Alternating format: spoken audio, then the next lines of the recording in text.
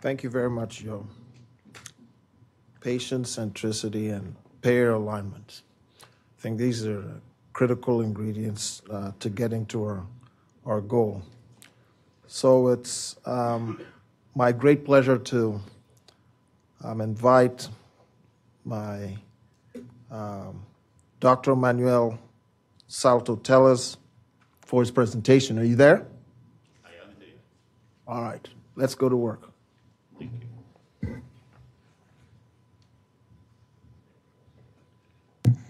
Well, let me first of all thank the organizers for the pleasure to be here today, and maybe give you a slightly different perspective, not only because it's coming from overseas, but also because it's coming from a practicing tissue pathologist that is essentially reporting images and also reporting genomic information.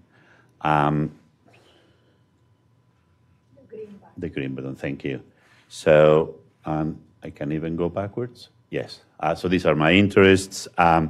So very briefly, the first question that we ask ourselves in our hospital when we wanted to create a hospital-based integrated diagnostic system is, do we actually need it? And we think we do, because when we look at the effects that genomic medicine and maybe digital pathology and artificial intelligence, the two main developments in diagnostics over the last 20 years have had, we realize that even in the best operations where we have genomic analysis of all our cancer patients, the number of patients that actually end up benefiting from that analysis is substantial, is important, but is relatively small. As it is, for instance, the early stages that we are having today in digital pathology and artificial intelligence, where, as you can see, there is we're reaching plateaus in the tools that we are developing with accuracies that come close to gold standards, but they're not reaching those gold standards. So where do we start? Is integrated diagnostics a good way of doing this? And you've seen much more elegant definitions on the subject that I am presenting today. But just for the purpose of moving forward, I would argue that it's an amalgamation of multiple analytical modalities with evolved information technology applied to patient cohorts and resulting in a synergistic effect. And this is very important because if you look at the main studies out there that are providing us models of how to bring integrated diagnostics into the routine, you will see that all have these three components in mind. So one of them, data modalities, what it is that we want to bring together. Secondly, the machine learning and the integration analysis, how is it that we are going to integrate all this? And finally, what is the real purpose of doing this together? I would argue, for instance, if you look at those 5 examples that I am citing here, that definitely the clinical silos are essential for what we want to do. But at the same time, we acknowledge that there are other informations in the research and development, in academic centers, that we wish to see as part of this integration to make the most of R&D in our hospitals. And that is, I think, very, very important. The second thing is, how are we integrating this? And by now, you probably took you 50 seconds to understand that I'm not a computational scientist, and I apologize to the audience for that. It seems to me that many of these modalities have to do, among other things, with hierarchy. What it is more important and less important? At what time in the process are we bringing this information together?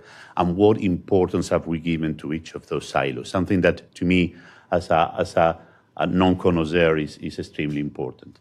The opportunity that we're giving all is that all this is going to help us to bring further precision medicine, except for other visions like the one from Eric Topol, for instance, that is telling us that that integration can bring us much forward in research and development.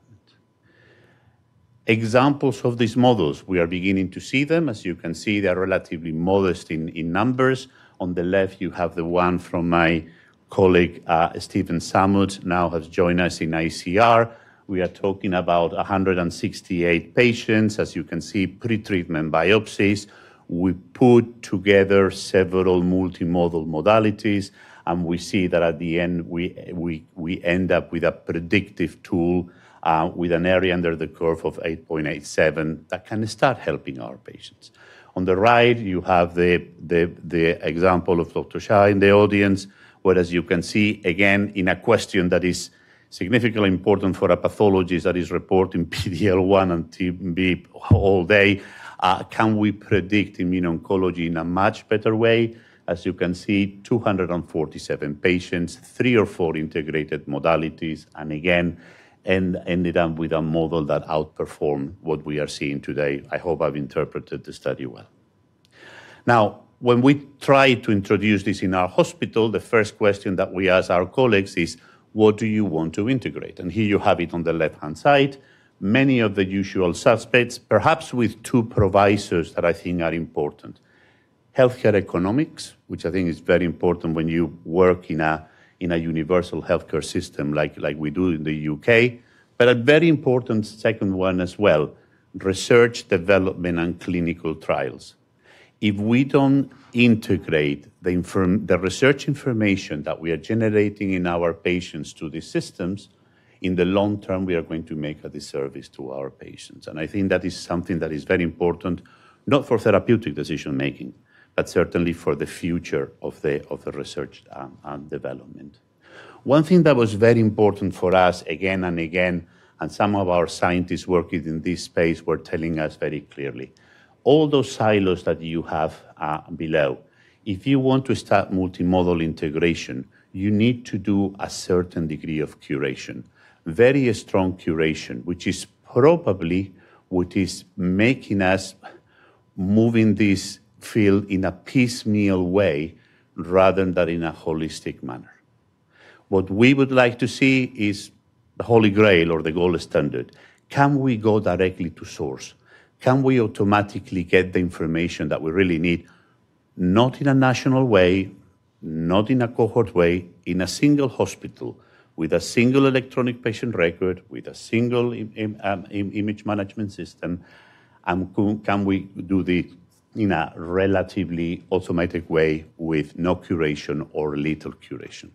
We actually gave this challenge to some of the vendors, and we say, could you actually produce something like this, or can we work with you to produce something like this?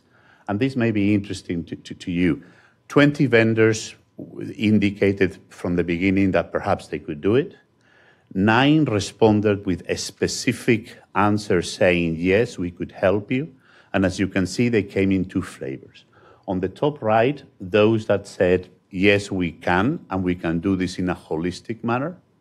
Those in the bottom left that said, no, we cannot integrate everything, but we can start with piecemeal integration that is going to help you in this process. Obviously, there is a cost related to this, and there is a trust related to this, if I may say so, that is very, very relevant as well. So, going back to pathology, how can pathology help on this, and how can we do this from a pathology standard? Well, we decided to walk this, and this is from Queen's University. We wanted to deal with the issue of stage 2 and 3 colorectal cancer, which, as you know, is significantly difficult to predict and to treat. We created a consortium including Roche, Sunrise, and SME, and ourselves. We decided to integrate 2 different lines of testing, pathology workflow and genomics workflow, in the same hospital, in the same laboratory. Not because we think that this is something that is required for eventual delivery of integrated diagnostics, but we thought that in research and development, bringing them together with our analysts will help that process. As you can see, the SME is trying to bring analytical tools to bring these 2 processes together and to give us a final analysis of how that integrated diagnostic tool could help. This is an example of the first one. Here is a tool that is able to predict where tumor is, to predict tumor content, to predict DNA yields, and to predict accuracy based, as you can see, in a tool that is also able to automatically microdissect these samples. And what we hope we will be able to provide in the third quarter of this year is the results of the analysis of these 371 patients, where we have a mixture of immunohistochemistry, H&Es, genomic information at different levels, and obviously all the clinical information. In other words, and just to summarize, in the last 20 years, pathology has seen two main revolutions. The genomic revolution that is already with us, the third revolution, if you want, the application of artificial intelligence, of digital pathology. We think that what is coming next is probably not going to be another disruptive technology.